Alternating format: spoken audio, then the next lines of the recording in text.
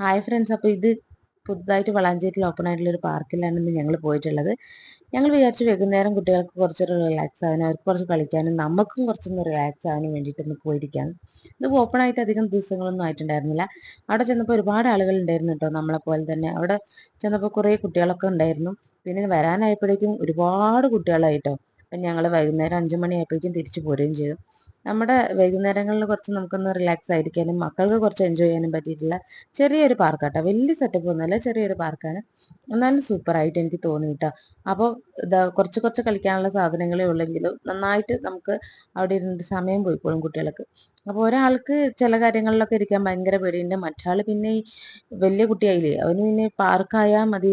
മാസത്തിൽ 2 പ്രാവശ്യം അവനെ പാർക്ക് കൊണ്ടുപോയാൽ മതി, വേറെ ഒന്നും അവന് മേടിച്ചു കൊടുക്കണ്ട. ആ പാർക്കിൽ കൊണ്ടുപോയി അവനെ ഒന്ന് കളിപ്പിച്ചാൽ മാത്രം മതി, അവൻ ഹാപ്പിയാണ് കേട്ടോ. കാശിയുടെ കാര്യമാണ്. അവന് ഏകദേശം അതേ സ്വഭാവം തന്നെയാണ്. ഇങ്ങനത്തെ ഭയങ്കരമായ കാര്യങ്ങളൊക്കെ ഇഷ്ടമാണ്. വേണ്ട ഞാൻ പിടിച്ചോടൊന്നും കുട്ടീനെ കിട്ടാതായി, പിന്നെ എങ്ങനെയൊക്കെയോ വലിച്ചു പിടിച്ചിട്ടാണ് വീട്ടിലേക്ക് എത്തിച്ചത് രണ്ടുപേരും കേട്ടോ.